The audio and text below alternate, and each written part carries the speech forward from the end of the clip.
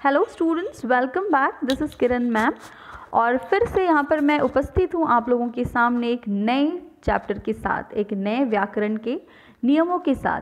तो चलिए बच्चों शुरू करते हैं। आज का हमारा जो टॉपिक है आप देख सकते हैं वर्ण। तो बच्चों यहाँ पर आज मैं आपके सामने लेकर आई हूँ वर्ण कि किस तरह से वर्ण से वाक्य की रचना की जाती है। आज के इस वीडियो में आपको वर्ण से लेकर वाक्य की रचना और उनके भेद की एक विस्तृत जानकारी दी जाएगी।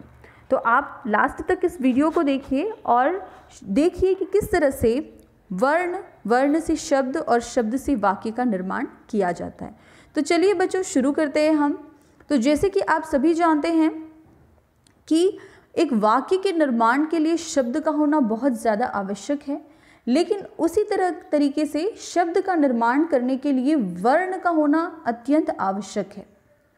वर्ण आप यहाँ देख सकते हैं अ, म, ब, र आदि सभी को कहा जाता है अक्षर और इसे ही कहा जाता है वर्ण। इसे या तो आप अक्षर कह सकते हैं या तो आप इसे वर्ण भी कह सकते हैं। अब इन वर्णों को जब हम एक दूसरे से जोड़ते हैं तो वो बन जाते हैं शब्द। दो या दो से अधिक अक्षर जब मिलाए जाते हैं तो उनसे बनते हैं शब्द। उदाहरण आप देखिए अ, ब, अब। यहाँ दो वर्णों को हमने जोड़ा अ, ब, तो वो बन जाता है शब्द अब। ब, म, बम। अ, म, र, अमर। तो यहाँ पर 3 अक्षर को जोड़कर ये शब्द बनाया गया है अमर। तो इस तरीके से जब दो या दो से अधिक वर्ण, दो या दो से अधिक अक्षर मिलने से शब्द की रचना होती है। अब हमारा अगला हम देखेंगे कि शब्दों से वाक्य की रचना किस प्रकार की जाती है। यहाँ पर आप ध्यान दीजिए, जब हम किसी शब्दों को अलग अलग किसी दूसरे शब्द से जोड़ते हैं तो वह एक वाक्य का रूप धारण कर लेता है। जैसे कि अमर शब्द को ही हम ले लेते हैं। इसके पहले हमने देखा अमर। अमर शब्द का अर्थ होता है जो कभी नहीं मरता। इसे हम किसी व्यक्ति के नाम के लिए भी प्रयोग करते हैं। तो यहाँ पर हम अमर शब्द लेते हैं। आप यहाँ ध्यान दीजिए, अब अमर इस शब्द की रचना वर्ण से हुई है, इस शब्द की रचना अक्षर से हुई है। ओके, अ, म, र, अमर। अब ये बन गया शब्द। अब दो या दो से अधिक शब्दों को जब हम आपस में एक तार में पिरोते हैं तो वो कहलाता है वाक्य। उदाहरण देखिए, अमर किताब पढ़ता है। ये एक सार्थक वाक्य है। अब वाक्य में भी आप देखिए, जब शब्द पूरा अर्थ दे रहे हों, पूर्ण अर्थ दे रहे हों, तो वो कहलाते हैं सार्थक वाक्य। अगर वाक्य का हम सही रूप से अगर उसको नहीं रखा जाता है, अगर शब्दों को सही रूप से नहीं रखा गया तो वो एक निरर्थक अर्थ प्रदान करते हैं। यहाँ पर आप देख सकते हैं, किताब अमर है पढ़ता। ये शब्दों को प्रॉपरली अरेंज नहीं किया गया, ये इसको प्रॉपर वे से नहीं रखा गया है, इसीलिए ये निरर्थक अर्थ दे रहे हैं। तो वाक्य सार्थक भी होते हैं। वाक्य को सही ढंग से उसके शब्दों को पिरोया ना जाए तो वो निरर्थक अर्थ भी प्रदान करते हैं। तो यहाँ पर आपने देखा कि वह पद समूह जिससे श्रोता को वक्ता के अभिप्राय का बोध हो वो सार्थक वाक्य कहलाता है। ठीक है, यानी शब्दों के सार्थक मेल को ही हम वाक्य कहते हैं। शब्दों के सार्थक मेल यानी उसको जोड़ने पर, उसको एक तार में रखने पर जब उसका सही अर्थ श्रोता तक यानी सुनने वाले तक अगर पहुंच रहा है, वो उसका अर्थ समझ रहा है, तो वो कहलाता है वाक्य। तो आई होप आपको वाक्य किस प्रकार बनाया जाता है, वाक्य की रचना किस तरह से वर्ण से की जाती है। सबसे पहले वर्ण को जोड़कर बनाया जाता है शब्द और शब्द को जोड़कर बनाया जाता है वाक्य। तो आई होप आपको वर्ण से वाक्य तक का ये सफर समझ में आ गया हो। अब चलिए हम बढ़ते हैं इसके अगले भाग की ओर हम बढ़ते हैं। अब यहाँ पे महत्वपूर्ण बातें आपको यहाँ ध्यान रखनी है कि एक वाक्य में कर्ता और कर्म क्या होता है। किसी भी वाक्य को बनाने से पहले कर्ता और क्रिया, ये दो वाक्य क्रमिक बातें हमें पता होनी चाहिए। जैसे बच्चा रोया, अब यहाँ पर आप देखिए रो कौन रहा है, बच्चा, तो बच्चा कहलाता है कर्ता। रोया, बच्चे ने क्या कार्य किया, बच्चे ने रोने का कार्य किया, तो रोया अर्थात वो हो जाएगी क्रिया। तो बच्चा रोया ये एक सार्थक वाक्य है। यहाँ पर वाक्य में आपको ध्यान रखना चाहिए कर्ता, कर्म, क्रिया, ये सभी चीज़ें हमें बताती है कि वो वाक्य सार्थक है या नहीं। इसके पहले भी हमने देखा कि निरर्थक वाक्य किस तरह से शब्दों का सही रूप से सही स्थान पर शब्दों को ना रखना निरर्थक अर्थ देता है। तो जब सार्थक अर्थ दे तो वो कहलाता है वाक्य। आगे हम देखेंगे प्रत्येक वाक्य के दो अंग होते हैं। वो कौन से होते हैं, चलिए हम इसे जानें। नंबर 1 उद्देश्य, नंबर 2 विधेय। ये वाक्य के दो अंग हैं, उद्देश्य और विधेय। अब चलिए हम इसके बारे में जानते हैं कि ये क्या होते हैं। उद्देश्य, जिसके बारे में बात की जा रही है वो होता है उद्देश्य, और उद्देश्य के बारे में क्या बात की गई है ये कहलाता है विधेय। उदाहरण भी हम आगे देखेंगे। वाक्य की रचना उद्देश्य और विधेय के योग्य से पूर्ण होती है। किसी भी वाक्य की रचना के दो अंग उसमें होना बहुत ज़्यादा आवश्यक है, उद्देश्य, विधेय। उदाहरण आप देखिए, रावण ने सीता को चुरा लिया। यहाँ पर किसके बारे में बात की जा रही है, रावण ने सीता को चुरा लिया, तो रावण के बारे में बात की जा रही है, तो रावण है उद्देश्य, यानी जिसके बारे में बात की जा रही है वो उद्देश्य। और रावण के बारे में क्या बात की जा रही है, उसके बारे में ये बात की जा रही है कि उसने सीता को चुरा लिया, तो ये कहलाएगा विधेय। तो ये बात आप ध्यान रखिए, जिसके बारे में बात की जा रही है वो कहलाता है उद्देश्य, और जो उसके बारे में बात की जा रही है वो कहलाता है विधेय। और दूसरा एग्जाम्पल हम देखेंगे, कमल तालाब में खिलता है। अब यहाँ पर आपको ध्यान रखना है कि किसके बारे में बात की जा रही है। यहाँ पर कमल के बारे में बात की जा रही है, कमल, तो कमल है उद्देश्य। और कमल के बारे में क्या बात की गई, कमल के बारे में ये बात की गई कि वह तालाब में खिलता है, तो तालाब में खिलता है ये हो जाएगा विधेय। जिसके बारे में वाक्य में आप ध्यान रखिए, वाक्य के दो अंग हैं, उद्देश्य और विधेय। जिसके बारे में बात की जाए वो कहलाता है उद्देश्य, और उसके बारे में क्या बात की जा रही है वो कहलाता है विधेय। आगे बढ़ते हैं, वाक्य के प्रकार। अभी हमने देखा वाक्य के अंग, अब हम देखेंगे वाक्य के प्रकार। तो वाक्य के मुख्य दो प्रकार होते हैं, दो भेद होते हैं। एक होता है रचना के आधार पर, एक होता है उसके अर्थ के आधार पर। तो आज हम पहले पढ़ेंगे वाक्य के प्रकार रचना के आधार पर, किन भागों में उसे बांटा गया है। तो यहाँ देखिए बच्चों, रचना की दृष्टि से वाक्य को कुल 3 प्रकार में बांटा गया है, सरल वाक्य, संयुक्त वाक्य और मिश्र वाक्य। रचना के आधार पर इन 3 भागों में वाक्य को वर्गीकृत किया गया है। तो चलिए अब एक एक करके हम जानें कि सरल वाक्य क्या होता है, संयुक्त वाक्य क्या होता है और मिश्र वाक्य क्या होता है। अब हम देखेंगे सरल वाक्य। सरल वाक्य अर्थात साधारण वाक्य, जिसे हम अंग्रेजी में कहते हैं सिंपल सेंटेंस, आसान वाक्य।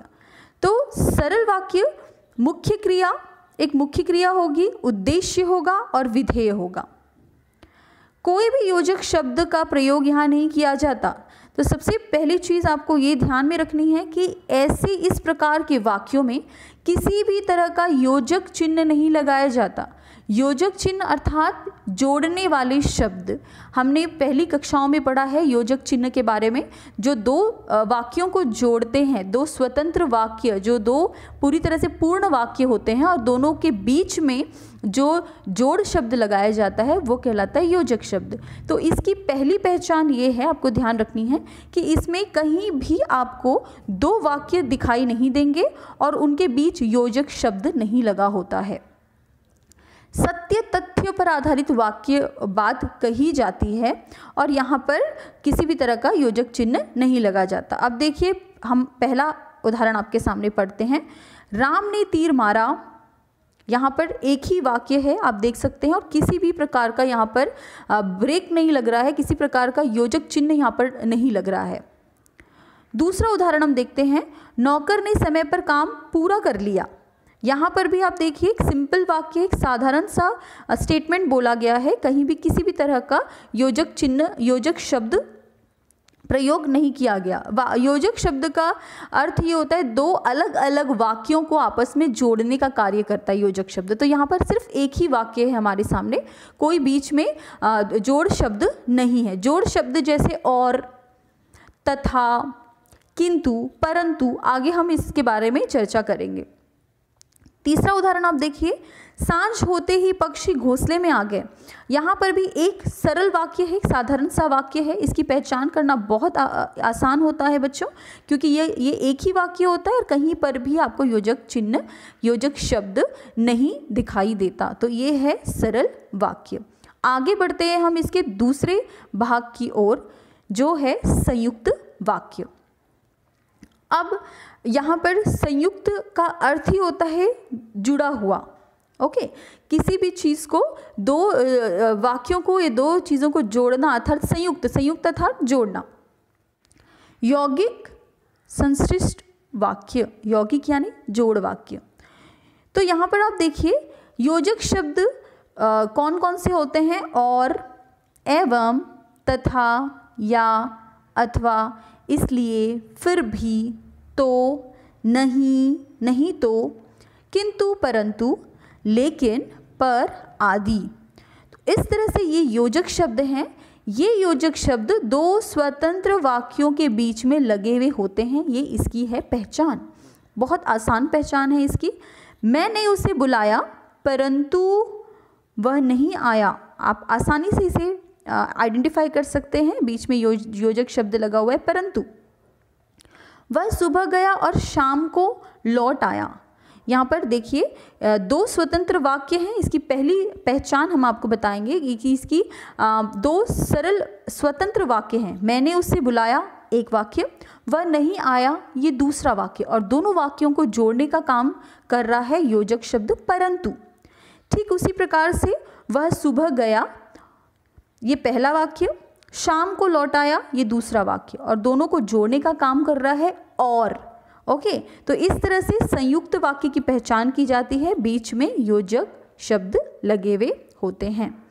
आगे हम बढ़ते हैं इसके आखिरी प्रकार की तरफ, जिसका नाम है मिश्र वाक्य। अब यहाँ पर देखिए बच्चों, मिश्रित वाक्य भी बहुत आसान है, बहुत आसानी से आप इसे पहचान सकते हैं। मिश्रित वाक्य यानी इसमें भी आप देखेंगे कि दो वाक्य होते हैं, लेकिन फ़र्क इतना है कि दोनों वाक्य एक वाक्य पे दूसरा वाक्य आधारित होता है। इसके पहले हमने देखा संयुक्त वाक्य में दो वाक्य आपस अपने आप में पूरी तरह से स्वतंत्र होते हैं, पूरी तरह से कंप्लीट होते हैं। ओके, पूरी तरह से कंप्लीट होते हैं, अपूर्ण नहीं होते या आधारित नहीं होते। यहाँ पर हम देखेंगे एक वाक्य दूसरे वाक्य पे आधारित होगा। फॉर एग्जाम्पल हम देख सकते हैं, यदि तुमने पढ़ाई की तभी तुम पास होगे, यदि वर्षा होगी तभी फसल उगेगी। दो सेंटेंस आप देखिए, यहाँ पर हमने दो वाक्य बताया, लेकिन दोनों वाक्य एक वाक्य दूसरे वाक्य पे आधारित है। जब बारिश होगी तब फसल उगेगी, यानी फसल कब उगेगी, फसल किस पर आधारित है, जब बारिश होगी। तो एक पहले वाक्य पे दूसरा वाक्य जो है पूरी तरह से आधारित होता है, तो इसे कहा जाता है मिश्र वाक्य। अब इसकी पहचान के लिए भी कुछ शब्द दिए गए हैं, आप ध्यान से देखिए। कि, ताकि, क्योंकि, जैसे कि, जो, जितना उतना, जैसा वैसा, तब, जब तब, यहाँ वहाँ, जिधर उधर, यद्यपि तथापि, भले ही, जब ही, अगर, यदि, तो। अब इसके एक एक उदाहरण मैं आपको बताना चाहूँगी। कि पहला उदाहरण आपके सामने रखा हुआ है, अध्यापक ने कहा कि कल छुट्टी है। तो यहाँ पे आप देख सकते हैं ये वाक्य कल छुट्टी है, ये किसने कहा, अध्यापक ने। तो एक पर दूसरा सेंटेंस जो है वो आधारित है। आगे आप देखिए, यद्यपि वह दुबला पतला है तथापि वह ताकतवर है। यहाँ पे आप देख सकते हैं कि एक वाक्य बोलने के बाद ऐसा पता चल रहा है कि दूसरा वाक्य आने वाला है। पहला वाक्य कंप्लीट नहीं है, इसके बाद दूसरा वाक्य इस पर आश्रित है जो सुनने में आगे आ रहा है। यद्यपि वह दुबला पतला है, माना कि वह दुबला पतला है, ये पहला वाक्य कंप्लीट नहीं हो रहा है, ऐसा लग रहा है कि बोलने वाला इसके बाद एक और सेंटेंस बोलेगा। ठीक है, माना कि वह दुबला पतला है लेकिन वह ताकतवर है। यद्यपि वह दुबला पतला है तथापि वह ताकतवर है, तो यद्यपि तथापि। आगे और देखेंगे हम एग्जाम्पल, जितना उससे कहा जाता है उतना वह सुनता है, जैसा तुम करोगे वैसा ही भरोगे। ओके, तो यहाँ पर जब तब, जैसे तैसे, जहाँ वहाँ, क्योंकि, ताकि, जैसा कि। ओके, तो ये सारे शब्द जो हैं आपको ध्यान रखने, ये सारी चीज़ें आपको, यद्यपि, तथापि, जब तब, इसके शुरुआत में एक लगता है और इसके बीच में एक लगता है। यद्यपि तथापि, यद्यपि वह दुबला है तथापि वह ताकतवर है। माना कि वह दुबला है किंतु ताकतवर है। जिधर वह जाता है उधर का ही हो जाता है। यद्यपि तथापि, और देखेंगे जहाँ भी वह जाएगा वहाँ का हो जाएगा। यस, ये बता दिया है। जैसा करोगे वैसा भरोगे, तो स्टार्टिंग में एक लगेगा और उसके बीच में एक लगेगा। तो ये शब्द, दो शब्द जो हैं ये आपको ध्यान रखने हैं। एक की ही है, की और ताकि, ये ऊपर के कुछ शब्द हैं जिनको छोड़कर, जो एक ही बार प्रयोग किए जाते हैं जोड़ के लिए, पता चलने के लिए कि एक पे एक आश्रित है। बाकी सारे वाक्य आप जब देखेंगे तो उसमें ये सारी चीज़ें आपको दिखाई देगी। पहले यहाँ लगती है, दूसरी यहाँ लगती है। बहुत ही ईजी वे में अगर मैं आपको समझाना चाहूँ तो आप बस इसको ये ध्यान में रखिए कि शुरुआत में एक शब्द लगता है और बीच में एक शब्द लगता है। ये मिश्र वाक्य की पहचान है। मोस्टली क्वेश्चंस ऐसे ही पूछे जाते हैं जिसके शुरू में एक शब्द लगा होता है और बीच में एक शब्द लगा होता है। यद्यपि, तथापि, ठीक है, जितना, उतना, जैसा, वैसा, जब, तब, जहाँ, वहाँ, जिधर, उधर। ओके, तो इस तरीके से आप इसको पढ़ सकते हैं। भले ही, ओके, एक और एग्जाम्पल मैं आपको देना चाहूँगी। भले ही वो कमज़ोर है किंतु उसमें 10 हाथियों का बल है। तो इस तरह से आप देख सकते हैं कि किस तरह से यहाँ पे मिश्र वाक्य की पहचान है। तो बिल्कुल भी आप कंफ्यूज मत होइए। साधारण वाक्य जिसमें किसी भी तरह का योजक शब्द नहीं लगा होता और एक सिंपल सा वाक्य होता है। संयुक्त वाक्य में 2 कंप्लीट पूर्ण वाक्यों के मध्य में एक जॉइनिंग वर्ड यानी योजक शब्द लगा होता है। मिश्र वाक्य की पहचान यद्यपि, तथापि, जितना, उतना, जैसा, वैसा, ये इसकी पहचान है। तो आई होप स्टूडेंट्स आपको ये समझ में आ गया होगा। तो यहाँ पे एक छोटा सा अभ्यास कार्य है। तो ये वीडियो देखने के बाद आप ये अभ्यास कार्य कंप्लीट करके हमको ये वापस आपको भेजना है। इसको करने के बाद ये आपकी एक प्रैक्टिस के लिए आपको ये दिया जा रहा है ताकि आपने इसको कितना समझा, कितना लर्न किया। तो अभ्यास कार्य, वह खाना खाकर सो गया, आपको बताना है कि ये कौन सा वाक्य है। वह बच्चा ही तो था पर था चतुर। यदि अकाल पड़ेगा तो लोग मरेंगे। Very simple question. 3 क्वेश्चन आपको पहचानना है कि ये वाक्य के कौन से प्रकार है। तो आई होप स्टूडेंट्स आपने ये क्लास में जो नियम बताए गए हैं आपने इसको अच्छे से समझा और इसको आप भूलेंगे नहीं, आप इसकी प्रैक्टिस करते रहेंगे। तो thank you so much children, take care, keep learning.